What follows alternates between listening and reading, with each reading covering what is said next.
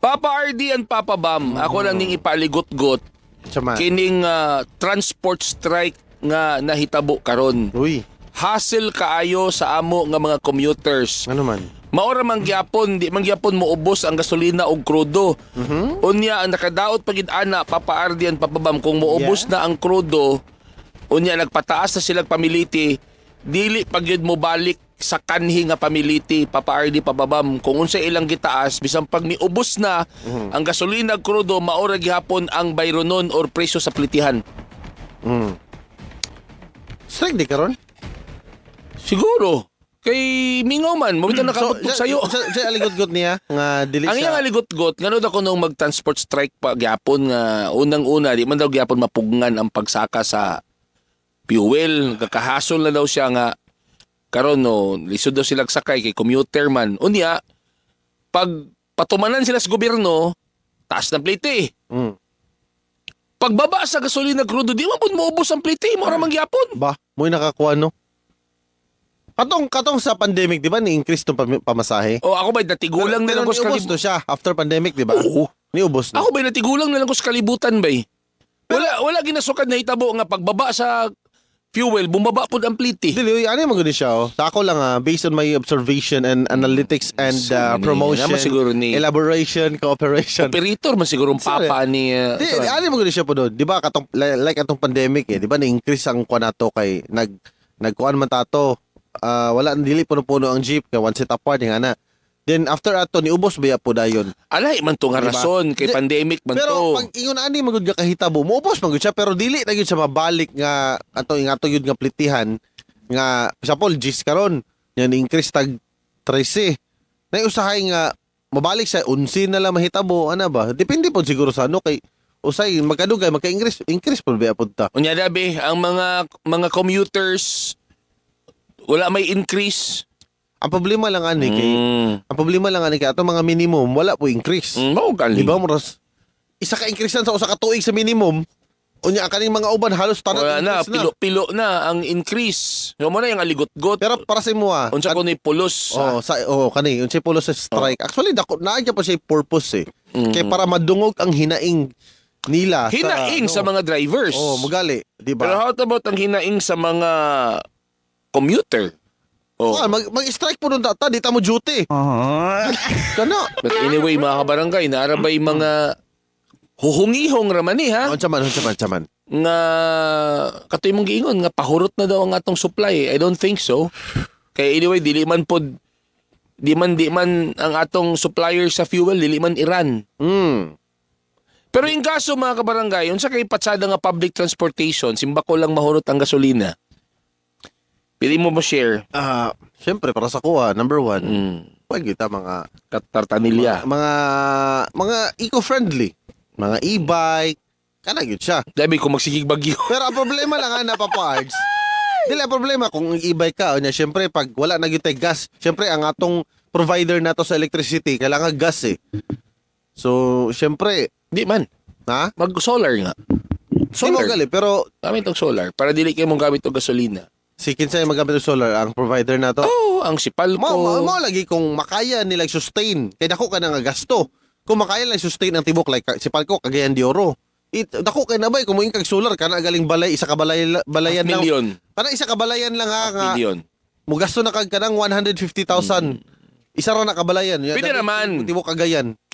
Magkuhan sila, mag-emergency increase lang para lang maka-raise of funds para i-build ang mga solar panel. Ano?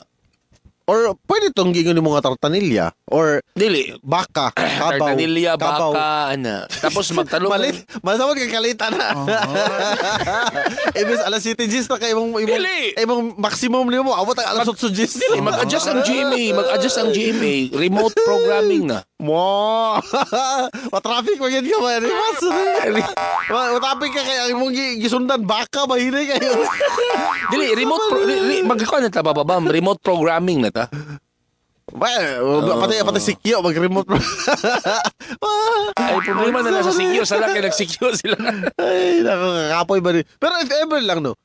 Actually, nagkantang kabasahan. If ever mahurot ang gasolina, unsay gwapo nga public transportation. And nabe mga kuan, ay mga kaning mga tao nga share silang thoughts nila, mga lawyer nga mabasahan ako sa social media no nga. Gabasa na rin kag mga lawyer. Gabasa ba ito nga na. Oo ka ba lang gabasa tana. Sila sa basa. Di ka lang na yung mga thoughts nila ba nga unsi possible mahitabo if magpadayon pa ning gera daw sa ngani. Dagan possibility nga ilang mga kuan nila ba thoughts nila nga if ever kung si kuan kani nga country dili mo hatag so ang option may nga na ba nga mga choices ba so kumbaga kita pod as citizen dapat magandam po daw ta. Dili ta nga magsalig nga bitay gobyerno na muhatag bitaw na sila ko dili na ta magsalig sa ingon na kay at the end of the day kung magkagipit-gipit di ba ta diretso matabangan dayon. So nagyo na sa ato mga kamot mismo sumod nga magandam gyud ta daan. Maganda sa kong vlog nag-ingon ko nga mananom ta. Mananom. Kay bahala og way gasolina di ta mapas mo. Ang problema wa kay matamnan kay puro walay yuta simbalay. Dili. Di ka naka matamnan sa inyo Wala. Oh, di ba? Dili ako magipasabot. Kan ba bigger picture ba? Ang gobyerno mismo ba mag-initiate o kanang pagtanom gyud kay. Taga man ta bakanting ayuta sa bukid. Tanom ta dito ba suguon ng Department of Agriculture. Magkuan para mo daghan ang supply sa mga utan, sa mga manok, baboy.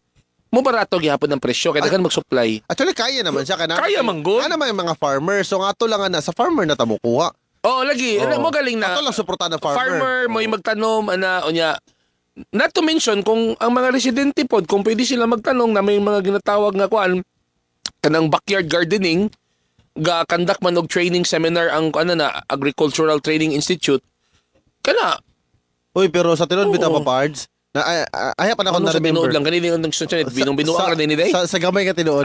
Dili ba sa I have na ako na remember nga sa sige na tong topic diring mga farmer. Nako na remember one time nga kaila dito na ako farmer siya nga sa kana daw kana daw kanang pagpasulod sa mga merkado diha bay.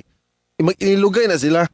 So ingon lagi siya nga kung ano lang buto na naon daghan kitag supply diri sa atua sa Pilipinas. Ang uban lang ga-export lang kay syempre aga ta sa gawas. Daghan oy. So ang uban lang gyud mga daot na lando lagi daw na kana mga kuan. Nakoy amigo nga paldo kayo. Kabalo ka mamata siya alas 2 sa kadlawon. Kana mga nangausik niya nga ipambasura ng mga gulay ginakuha na nila ilang tagod-tagod, ginahimbaligya nila, ginahimo nilang sari. Ang kuan gali nila kung paunahay sa buyer ba kung wala kay suki mo ng uban mga daot panglabay na lang daw lagi na nila. Mao galing. Mo'y nakakapoy pero abunda ginaw tabay abunda sa programa ang Pilipinas. Ever since wala tay proper system sa atong agriculture in which ang agriculture unta is kuan mo na usa sa strength sa Pilipinas. Pero wala tay system ba? Wala tay proper system on how to do it, pare.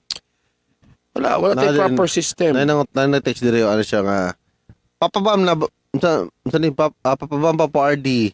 Mo duty pa ba ko? Ako lang basig wala ko masakyan. Ay pasumangil. Ina nga wala sakyan. Alang lugay pagbaklay ka sa alang actually mo ning mga valid reason nga pwede mo absent eh. Di ba? Way mabuhat inyong Labon kay sauna sige kag rason nga nagkalibanga ka kana rason na gid na nga nagtransport. Kana sure gyud siya. Na kuya nagmingon imong agalon nga ipako na ka magbuko og kanang move it o pakuha ta ka diha. Okay kuha na mabuhat. Pero mga kabarangay para sa inyo, unsa may kuha ninyo? Ano sa tingin nyo kung ano ang pinaka the best way nga Public transportation. Kung in kaso og magkakuan, mahurot na gyud. mahurot ang gasolina. Wa na gyud tay kuan diri unsa para sa imo sa pagbalik diri sa Potpot and Friends present. Aligod ko sa barangay. Good morning.